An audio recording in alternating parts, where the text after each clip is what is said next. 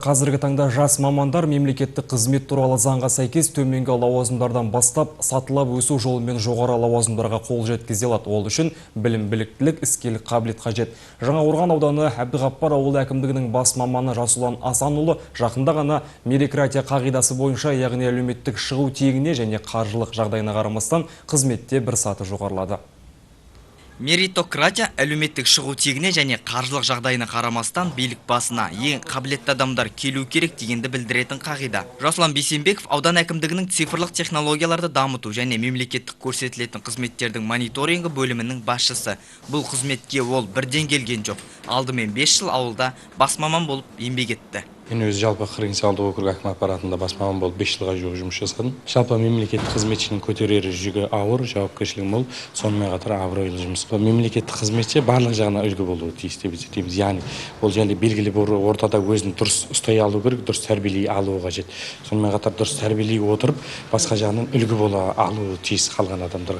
Өйткені бұл мемлекеттік қызметші мемлекеттік орган мен биліктің негізгі айнасы болып табылады. Яғни қазіргі таңдағы көріп отырғанымыз билікке деген сенім мемлекеттік қызметшілердің жұмысына байланысты болып отырғанын көріп отырмыз. Іскерлігін, қабілеттілігін көрсетіп, осы ауылдың құрметті маманы, осы әкімгершіліктің маманы ретінде танылды. Енді ол осы ауданның бөлім басшысы болып тағайындалуына біз тілектеспіз. Қызметі ары қарай өсіп, халыққа, елге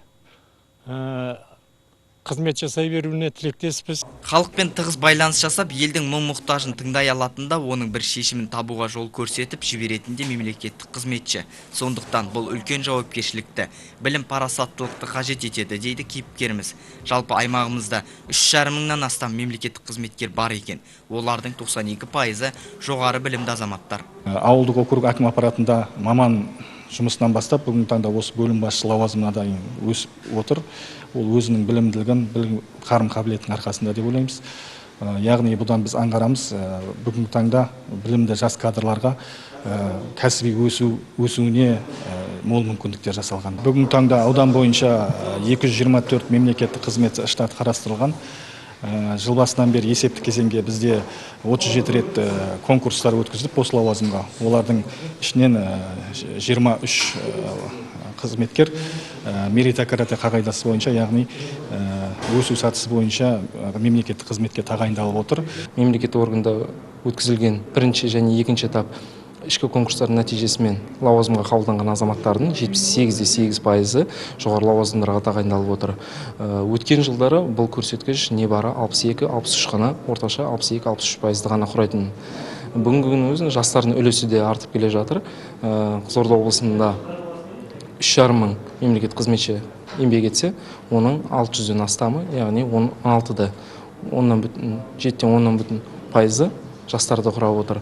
Мемлекеттік қызметтегі Қызылорда облысының жастарының қызығушылығы жыл сайын артып келе жатыр. Жергілікті атқарушы органда қызмет баспалдағын ең төменгі сатыдан бастаған маман, осылайша жасаған қызметіне, біліктілігіне, тәжірибесіне байланысты сатылай өсе береді. Мұндағы мақсат мемлекеттік қызметті кәсібилендіру. Ерболат Тұрсынғожа, Алмат Меңдібаев, Досқан Сәтбай, Қызылорда телеарнасы, Жаңақорған ауданынан.